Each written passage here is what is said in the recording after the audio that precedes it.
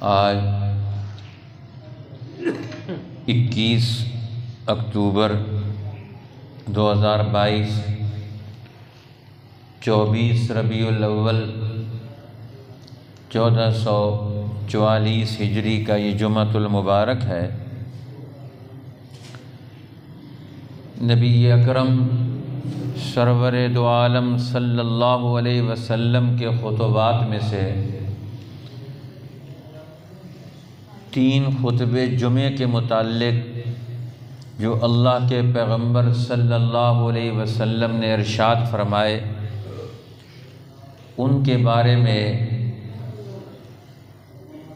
رسول اللہ کی باتیں آپ کے سامنے آپ کا خطبہ پیش کیا جائے گا کہ جمعے کے دن کے بارے میں، جمعے کی تعلیم و تربیت کے اس عظیم دن کے بارے میں نبی اکرم سرور دو عالم صلی اللہ علیہ وسلم نے اپنی امت کو اہم باتیں سمجھائیں۔ چونکہ جمعے کا عمل ایک حکم کا درجہ رکھتا ہے، ہر حکم سے پہلے انسان کو اپنی زندگی کے معاملات درست کرنا ضروری ہیں۔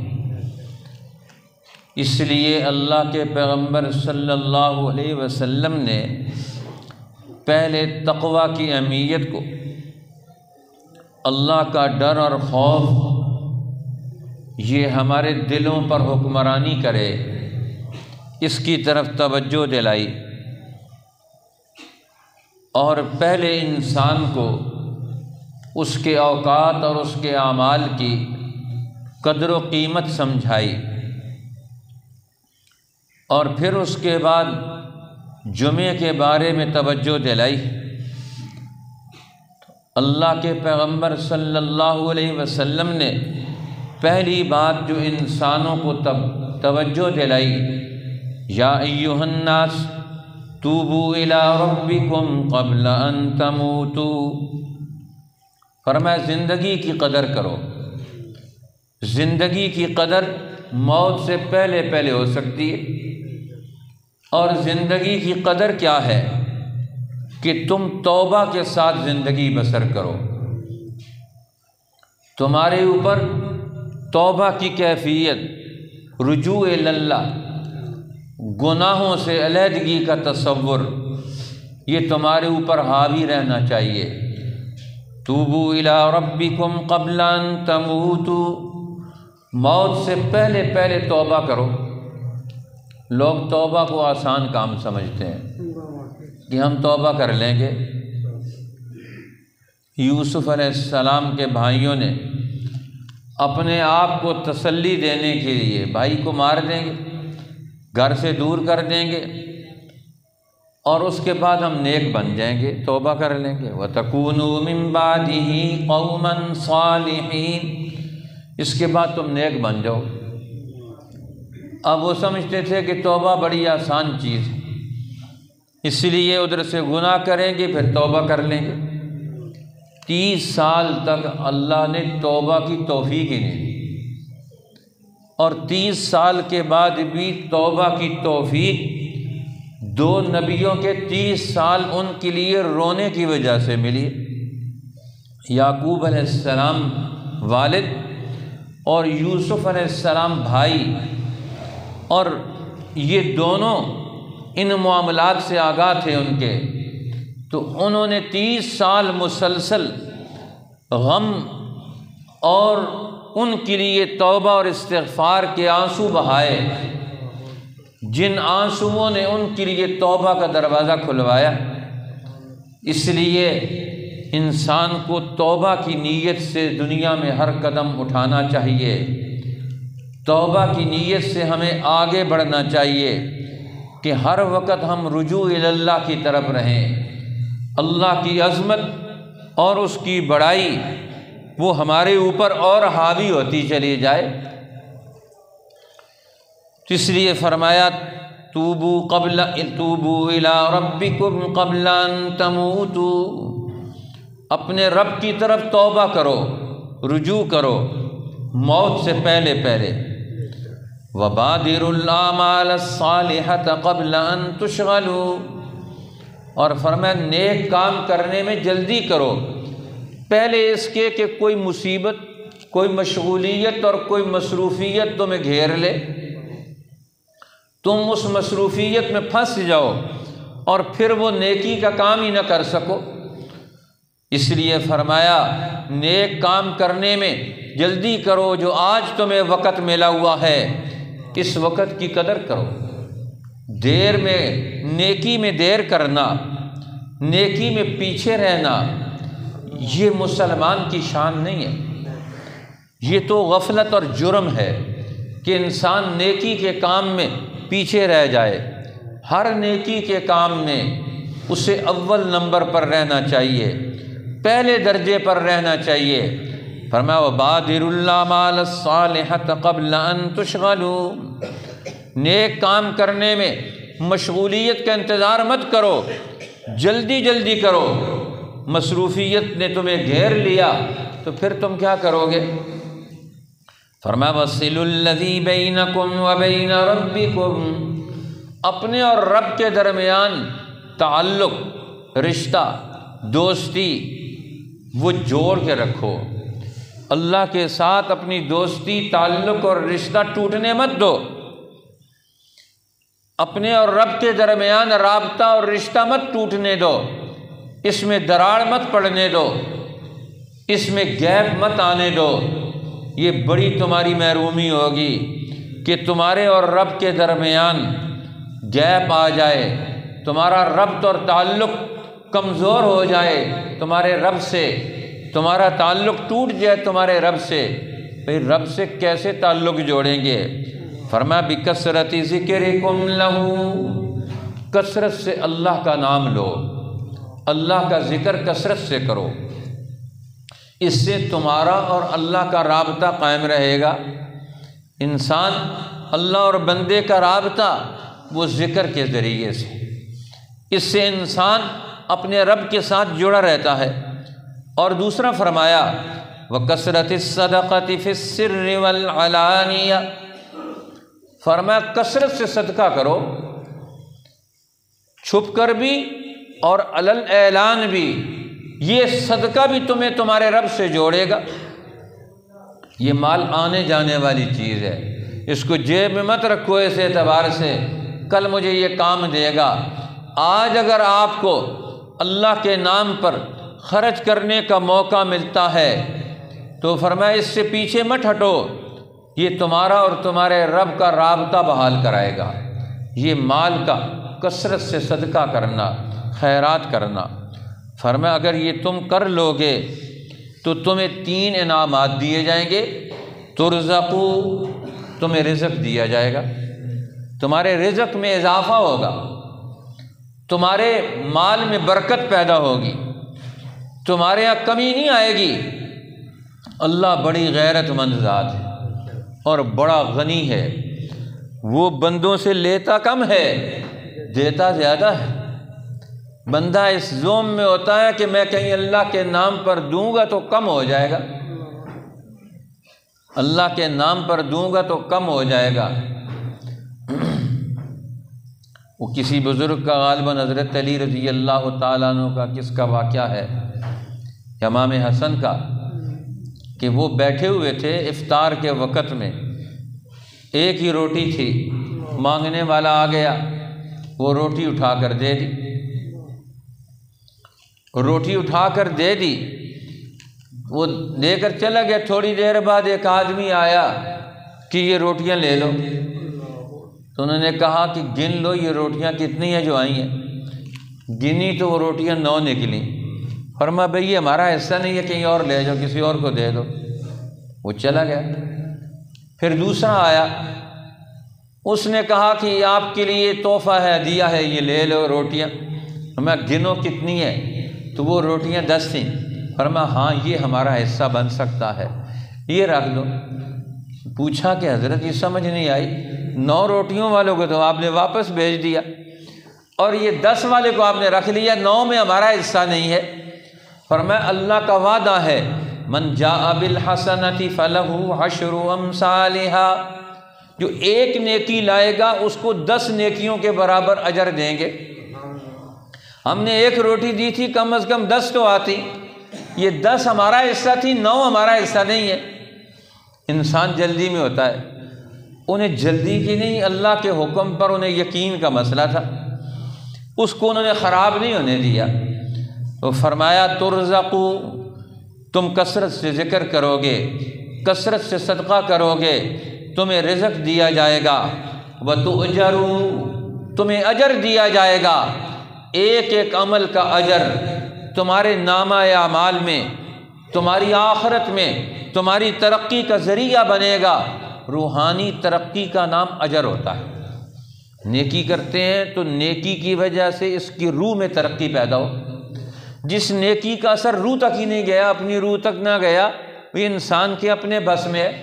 نیکی وہ کرتا ہے دکھلاوے کے لیے، ریاکاری کے لیے، اللہ کے غیر کے لیے، اس نیکی کا اثر تو اس کے اندر ہی نہیں داخل ہوتا۔ وہ تو نیکی باہر باہر ہے، اندر نہیں داخل ہوئی۔ اندر وہ نیکی داخل ہوگی جس نیکی میں اخلاص ہو، جس میں سچائی ہوگی، جس میں اللہ کی محبت ہوگی، جس میں دین حق کی عظمت اور محبت کی بنیاد پر اپنے آپ کو محتاج سمجھ کر دین کا پھر کام کرے۔ اب غریب کو پیسہ دیتے ہیں، اس پر احسان جتلاتے ہیں، ہم نے تجھے پیسہ دیا۔ ہم کون ہوتے ہیں؟ ہمیں تو اللہ دینے والا ہے۔ ہم کون ہوتے ہیں؟ ہم اپنے آپ کو بڑا سمجھتے ہیں، پیسے کی بنیاد، مال کی بنیاد پر۔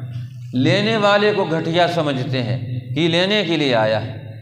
تو فرمایا تو اجرو، تمہیں اجر دیا جائے گا، صرف اجر ہی نہیں، وتنصرو، تمہیں ہر میدان میں مدد دی جائے گی۔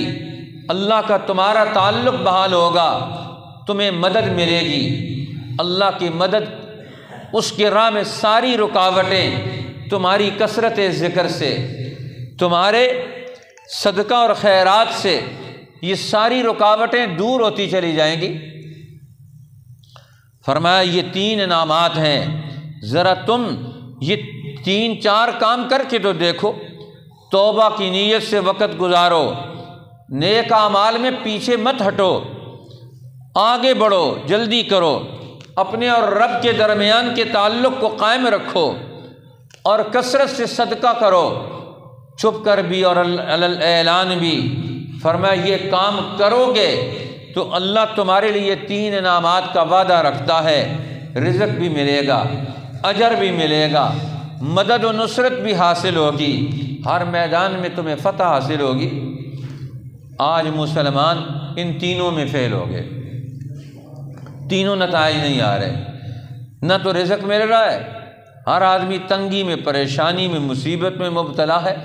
برکت والا رزق نہیں ہے، نفع والا رزق نہیں ہے، مصیبت اور تھکان والا رزق ہے۔ ہر آدمی تھکتا ہے، برکت پھر بھی نہیں ہے۔ پھر کہتا ہے حل میں مزید، قناعت ہی نہیں آئی، آنکھوں کی بھوک ہے، ضرورتیں ہیں کہ ہر آنے والے دن میں زیادہ ہے۔ ہر مسئلہ 100 روپے کماتے ہیں تو اگلے دن 1000 روپے کے خرچے کھلے ہوئے ہوتے ہیں، 1000 کماتے ہیں تو 2000 کے خرچے کھلے ہوئے ہوتے ہیں۔ یہ رزق تو نہ ہوا، رزق تو ہوا جو ضرورت پوری کر لے۔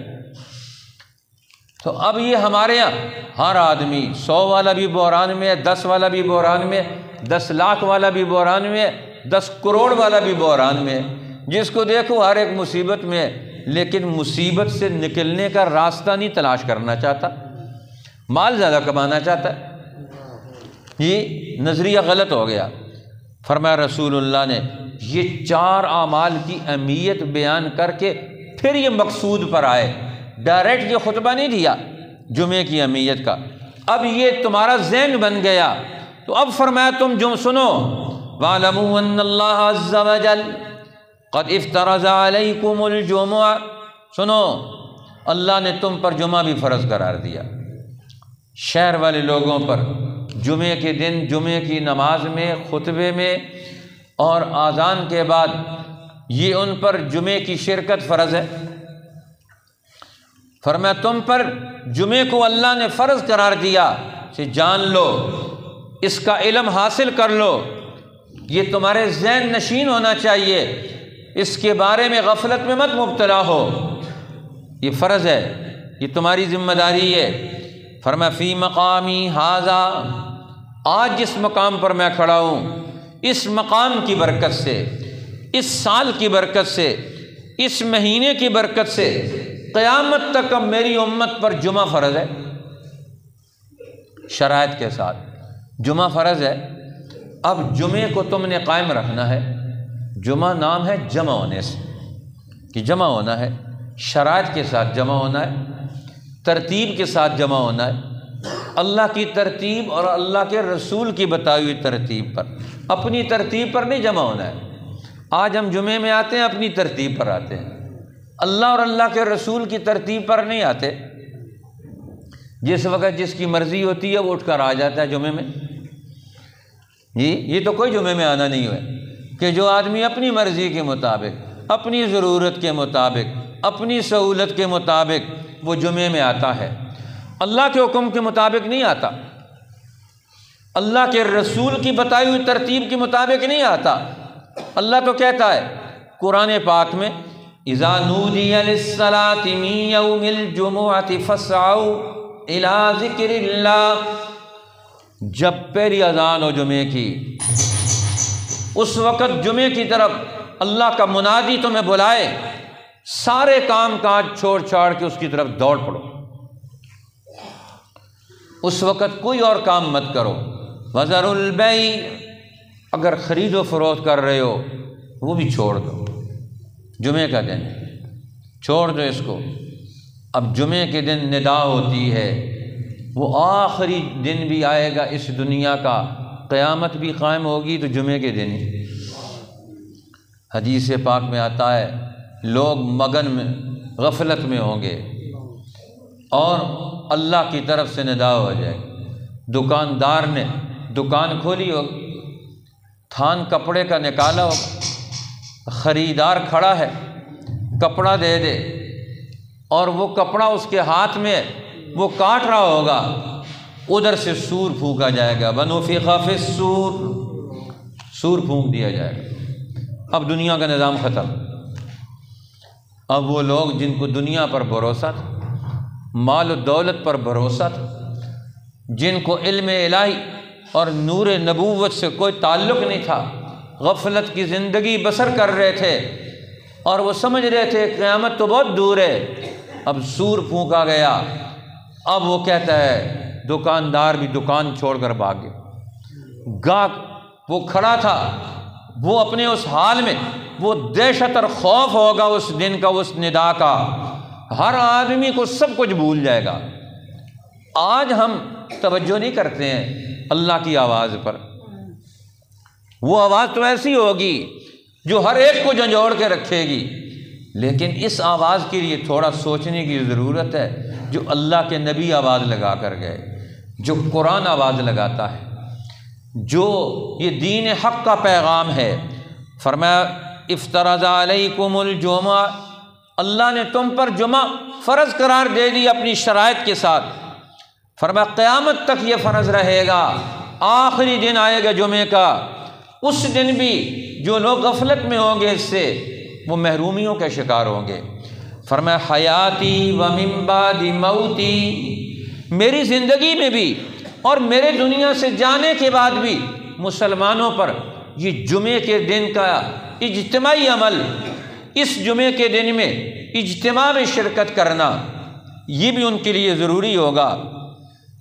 اور فرمایا یاد رکھو فمن ترکھا وَلَهُ امام، جس نے جمعہ چھوڑ دیا حالانکہ جمعے کا امام موجود تھا، اس کا امام موجود ہے، اب جمعہ جو ہے نا امام پڑھاتا ہے، حاکم وقت، خلیفہ وقت یا اس کا نائب، وہ جمعہ پڑھاتا ہے۔ جمعے کی شرائط میں سے کہ نبی اکرم صلی اللہ علیہ وسلم جب مدینہ طیبہ پہنچے تو آپ نے جب خلافت ظاہری کا اعلان کیا تو آپ نے جمعے کی فرضیت کا بھی اعلان کیا، جمعہ فرض آج سے، ہر ہفتے میں اپنے خلیفہ کے پاس اور اس کے ذریعے سے اللہ کے پاس سب لوگوں نے حاضری دینی ہے، اب ایک اجتماع بن کر تم نے رہنا ہے، ایک قوت بن کر، ایک جماعت بن کر رہنا ہے۔ اس لیے حقیقت میں ہر شہر میں جمعہ ایک ہی جگہ ہوتا ہے، وہ ایک بڑی جامع مسجد ہوتی ہے جس میں جمعہ ہوتا ہے۔ یہ تمہارا دور زوال آیا تو اس کے نتیجے میں ہر مسجد میں جمعہ ہوتا ہے۔ اب ہر خطیب کو پتہ ہی نہیں اس نے بیان کیا کرنا ہے، دین کیا سمجھانا ہے، وہ اپنے کہانیاں کیسے سناتا رہتا ہے جو اس کے ذہن میں موجود ہوتی ہیں۔ یہ انفرادی ذہن پر بات نہیں چلے گی۔ دین کا نمائندہ طبقہ کون سا ہے، امت کا نمائندہ طبقہ کون سا ہے، حالات پر گرفت رکھنے والا طبقہ کون سا ہے، مستقبل کے آنے والے خدشات کو جاننے والا طبقہ کون سا ہے، ان کی راہ میں پلان کر کے، منصوبہ بندی کر کے امت کو نجات اور کامیابی کے راستے پر ڈھالنے والا خطیب اور امام اور وہ مقتدر قوت کون سی ہے، فرمایا اس کی آواز چلے گی۔ یہ ممبر و محراب کوئی یتیم ممبر و محراب ہے جس کی آواز کا کوئی نتیجہ ہی نہ نکلے، یہاں سے سنے اور بعد ہی اس پر کوئی عمل ہی نہ کرے۔ ہمیں یہ ممبر و محراب، یہ علم و عمل اور یقین کا ممبر و محراب ہے۔ فمن ترکھا ولہ امام، جس نے جمعے کو چھوڑ دیا اور اس کا امام موجود تھا، اللہ کے پیغمبر پھر خطبہ دیتے ہوئے پھر لوگوں کو بتا رہے ہیں، یہ بڑی سخت وعید کی بات ہے۔ اللہ کے پیغمبر فرماتے ہیں فلا جمع اللہ شملہ، جو جمعے کے دن امام موجود ہے، جمعے کا عمل موجود ہے، اجتماعی عمل میں انہیں شرکت کرنی چاہیے تھی، وہ اپنے انفرادی کام میں مصروف ہے، وہاں سے وہ نکلنے کے لیے غفلت اور سستی کا مرتکب ہے۔ فرمایا سنو فلا جمع اللہ شملہ، اللہ اس کے سارے کاموں کو بکھیر دے۔ محمد الرسول اللہ فرماتے ہیں جو مسلمان جمعے کا اہتمام نہیں کرتا، اس جمعے کا جو امام کے ساتھ ہو، جو دین کے سارے تقاضوں اور رہنمائیوں کے موجودگی کا جمعہ ہو، جو اس جمعے کا اہتمام نہیں کرتا، فلا جمع اللہ شملہ، اللہ اس کے کسی کام کو جمع نہ ہونے دے، ہر کام میں اس کو دوریاں ڈال دے، کچھ چیزیں تلاش کرتا رہے، ایک کو لے کر آئے دوسری بھاگے، دوسری لے کر آئے تیسری بھاگ جائے۔ فلا جمع اللہ شملہ، اللہ اس کے کسی کام کو جمع نہ ہونے دے۔ ولا بارک لہ فی امرہ، اور اس کے کسی کام میں کوئی برکت نہ اتارے، اپنی ہر برکت اس سے روک لے۔ جو جمعے سے رک گیا، اللہ کے پیغمبر کہتے ہیں اللہ کی ہر برکت اس سے رک جائے، میں اس کے لیے بد دعا کرتا ہوں، اور ممبر پر بد دعا کر رہے ہیں، خطبے میں بد دعا کر رہے ہیں اس کے لیے۔ اور فرمایا صرف یہی نہیں، الا ولا حج لہ، اگر یہ حج کرنے کے لیے جائے اللہ اس کا حج بھی نہ قبول کرنا۔ الا ولا صوم لہ، اور یہ جمعے کا یہ تقاضے ان کی غفلت میں مرتکب ہے، فرمایا یہ روزے رکھتا ہے اللہ اس کا روزہ بھی مت قبول کرنا۔ اور فرمایا الا ولا صدقۃ لہ، اے اللہ اس کا کوئی صدقہ بھی، کوئی پائی پیسہ جو تیرے نام پر خرچ کرے اس کو بھی مت قبول کرنا، اس کا کوئی صدقہ نہیں، اس کی کوئی نماز نہیں، اس کا کوئی روزہ نہیں، اس کا کوئی حج نہیں، اس کا کوئی صدقہ نہیں۔ اور خلاصہ یہ نکالا رسول اللہ نے الا ولا بر لہ، سنو اس کی کوئی نیکی نہیں ہے جس کا دین سے تعلق ہو۔ اس لیے اور پھر فرمایا یہ تو اگر تمہارے غفلت کا ایک دور گزرا ہے، توبہ کا دروازہ پھر کھلا ہوا ہے۔ اس حدیث میں شروع میں فرمایا توبوا الی ربکم قبل ان تموتوا، موت سے پہلے توبہ کا دروازہ کھلا ہوا ہے۔ جو کام تم نے جرم غفلت کی بنیاد پر کیا ہے، فرمایا اگر توبہ کرنا چاہتے ہو، ومن تاب تاب اللہ علیہ، جو توبہ کرے اللہ اس کی توبہ قبول کرے، جو اللہ کی طرف لوٹ کر آئے۔ توبہ نام ہے لوٹنے کا، رجوع کرنے کا۔ بچہ بھاگ کر چلا گیا واپس گھر آتا ہے، بندہ جرم کر کے واپس توبہ کرتا ہے، لوٹ کر آتا ہے اللہ کی طرف۔ فرمایا اللہ کہتا ہے میں بھی تیری طرف آ گیا، تو میری طرف آ رہا ہے میں تیری طرف آتا ہوں۔ حدیث میں آتا ہے بندہ ایک بالش چلتا ہے اللہ تعالیٰ 1.5 فٹ اس کی طرف آتا ہے، اور بندہ 1.5 فٹ چل کے آتا ہے اللہ اس کی طرف 5 فٹ چل کے آتا ہے، اور بندہ چل کے آتا ہے اللہ کی رحمت اس کی طرف دوڑ کے آتی ہے۔ ذرا ہم چلیں تو ایک پہلا قدم تو اٹھائیں۔ فرمایا نبی اکرم صلی اللہ علیہ وسلم نے یہ جمعہ کا دن، یہ جمعے کی عبادت، یہ جمعے کی تعلیم و تربیت، جو اس کی شرائط کے ساتھ اس کا اہتمام نہیں کرتا، فرمایا اس کے لیے یہ ساری، یہ ہماری طرف سے یہ اس کو الٹیمیٹم چیلنجز ہیں، اس کا سارے انفرادی اعمال وہ کھو کھاتے میں ہے، اللہ کے یہاں کوئی قبول نہیں ہے۔ اور پھر فرمایا اگلے اور کچھ مسائل بھی بیان فرمائے جن کا دیگر دین کی اہمیت امامت کے ساتھ تعلق ہے۔ الا ولا یؤم عربی مہاجرا، کوئی دیہاتی کسی مہاجر کو امامت مت کروائے۔ امامت کا منصب یہ بھی ہر ایک کو نہیں دیا جا سکتا۔ ایک دیہاتی اس کو پتہ ہی نہیں دیہات کے تقاضے کیا، ایک مہاجر جو دین کے لیے ہجرت کر کے آیا اور جس نے مکہ کو چھوڑا، علاقوں کو چھوڑا، رسول اللہ کا ساتھ دیا اور آپ کی عملی زندگی کا حصہ بنا، فرمایا اس کے لیے وہ امام نہیں بن سکتا، اس کو تو پتہ ہی نہیں۔ امامت کے لیے شرائط اور اہلیت ہے، کس کو امام بنایا جائے گا، کن لوگوں کا امام بنے گا۔ کوئی عرابی کسی مہاجر کا امام نہ بنے۔ ولا یؤم فاجرا فاجر مؤمنا، کوئی گناہ گار دین کے اعمال میں سے غلطیاں خامیاں رکھنے والا انسان کسی مومن کا امام مت بنے۔ ہاں اگر کوئی زبردستی کسی کو بنا دے، کوئی حاکم وقت اور جس کے خوف ہو لڑائی جھگڑے کا، ایسی صورت میں اس کی امامت قبول کر لی جائے، لیکن عمومی طور پر ہر ایک کو امام نہیں بنایا جا سکتا۔ امامت کی بھی اپنی شرائط ہیں۔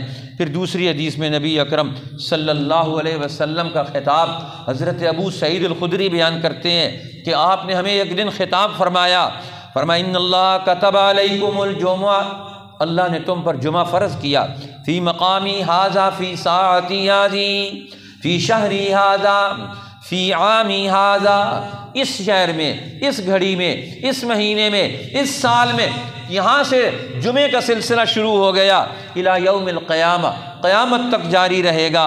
من ترکھا من غیر عذر، جس نے بغیر کسی عذر کے جمعہ چھوڑ دیا، مع امام عادل، عادل حکمران موجود تھا جمعہ پڑھانے والا، او امام جائر، یا ظالم حکمران بھی تھا لیکن جمعہ جو دین کا حکم تھا اسے اس نے قائم رکھا ہوا تھا، فرمایا جمعے سے اگر یہ آدمی پیچھے رہ گیا، فلا جمع اللہ شملہ ولا بورک لہ فی امرہ، اللہ اس کے کسی کام میں اجتماعیت جمعیت نصیب نہ کرے، سارے کام اس کی زندگی کے بکھر جائیں، ہر کام سے برکت اٹھا لی جائے، اس کا کوئی عمل، نہ نماز، نہ حج، نہ نیکی، نہ صدقہ، کوئی چیز اس کی قبول نہ کی جائے۔